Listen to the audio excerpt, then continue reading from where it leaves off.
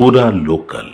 ఎలా అనిపిస్తుంది అంటే మీ గ్రామ స్థాయి నాయకులకు కూడా పెద్దపీట వేస్తుంది కాంగ్రెస్ ప్రభుత్వం అని అంటున్నారు బయట. కారణం ఏంటి, అసలు గ్రామ స్థాయి నాయకులను ఎంకరేజ్ చేయడానికి కారణం ఏంటి? నమస్కారం.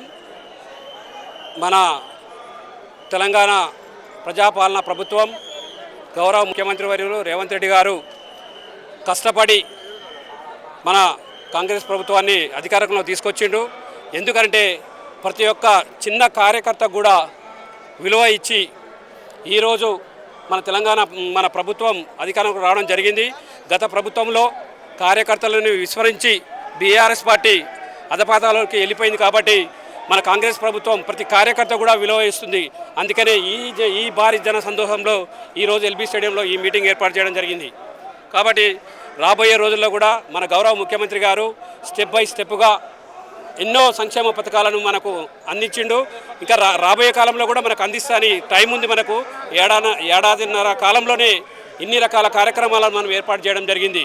అంటే మనము మాట తప్పడు మడమ విప్పడు అనే రకంగా వైఎస్ రాజశేఖర రెడ్డి గారు ఏ రకంగా అయితే చెప్పిండో మన గౌరవ ముఖ్యమంత్రి రేవంత్ రెడ్డి గారు కూడా ఆ రకంగా తెలియజేయడం జరిగింది. ప్రజల్లో నమ్మకం అనేది ఆల్రెడీ 100% నమ్మకం కలిగింది. కాబట్టి రేపు రాబోయే కాలంలో కూడా రాబోయే కాలంలో మీకు అందరికీ నేనున్నా, మీరు ముందుకు నడవాలని తాను భరోసా ఇచ్చిండు మన గౌరవ ముఖ్యమంత్రి గారు. మరి మీ పార్టీ మీద వ్యతిరేకత అంటే ప్రభుత్వం మీద వ్యతిరేకత ఉందని ప్రతిపక్షాలు అంటున్నాయి, బీఆర్ఎస్ బీజేపీ. అవన్నీ కూడా వాళ్ళు ఏదో సోషల్ మీడియాలో ఊకదంపుడు చేస్తారు తప్ప అలాంటిది ఏమి లేదు. ప్రజల్లోకి సైలెంట్గా మనము సంక్షేమ పథకాలను అందిస్తున్నాం. పెద్దగా ప్రగల్భాలు పెద్దగా గొప్పగా చెప్పుకుంటలేం.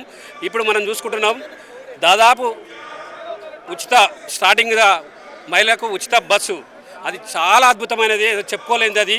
అలాగే కరెంటు బిల్లులు రోజుకు ఒక్కొక్కరికి నెలకు 800-900 రూపాయలు కూడా మాఫీ అవుతున్నాయి. అది చాలా అద్భుతమైన పథకం. గ్యాస్ కూడా సైలెంట్గా 500. ఇవన్నీ కూడా రేపు ఒక అనుభాములాగా విస్ఫోటనం చెందుతాయి. ఇవన్నీ మామూలు అనుకుంటారు అందరు, కానీ చాలా అద్భుతమైనటువంటి పథకాలు ఇవి. రైతు భరోసా కానీ, మన మహిళలకు ఉచిత బస్సు ప్రయాణం కానీ, గ్యాస్ బండ కానీ, మనకు ఇప్పుడు 9 రోజుల్లో 9 మనకు ఇంతమందికి రైతు ఖాతాలో అందరికీ కూడా జమ చేయడం జరిగింది.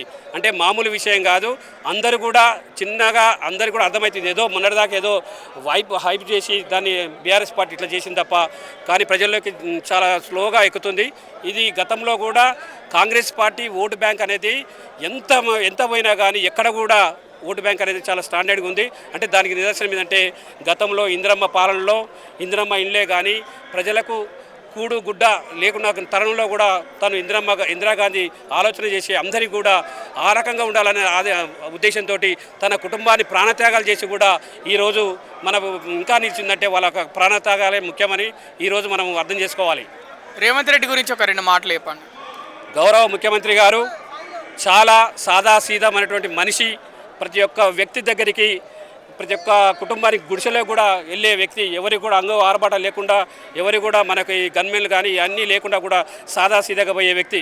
గతంలో ఉన్నటువంటి బీఆర్ఎస్ ముఖ్యమంత్రి గారు ఎంతో తాను పెద్ద ఆర్భటంతో కనీసం ఎమ్మెల్యేలకు మంత్రులకు కూడా టైం ఇవ్వకపోయేవాడు. ఈ రోజుల్లో ప్రజాపాలన పెట్టి ప్రతి ఒక్కరికి కూడా ప్రతి చిన్న సమస్య కూడా పరిష్కారం ఆలోచన దిశలో ఉన్నాడు. అంటే తను ఒక విజన్ ఉన్న నాయకుడు. కాబట్టి తాను రేపు రాబోయే కాలంలో కూడా ఇంకా కూడా ముందులో కూడా తాను అద్భుతంగా పరిపాలన సాగిస్తాడు. కాబట్టి ప్రజలందరూ కూడా చాలా ఏంటంటే ఒకటి చెప్పుకోవాలి, మనము చెడు అనేది ఎమ్మటే పాకుతుంది, మంచి అనేది చిన్నగా ఎక్కుతుంది. కాబట్టి మన రేవంత్ రెడ్డి ప్రభుత్వ పాలన కూడా ఆ రకంగా చిన్న కూడా మెట్లు ఎక్కుంటూ ప్రజల్లోకి వెళ్ళిపోతుంది. వారిని తుంచడానికి కూడా ఎవరి నుంచి కాదు.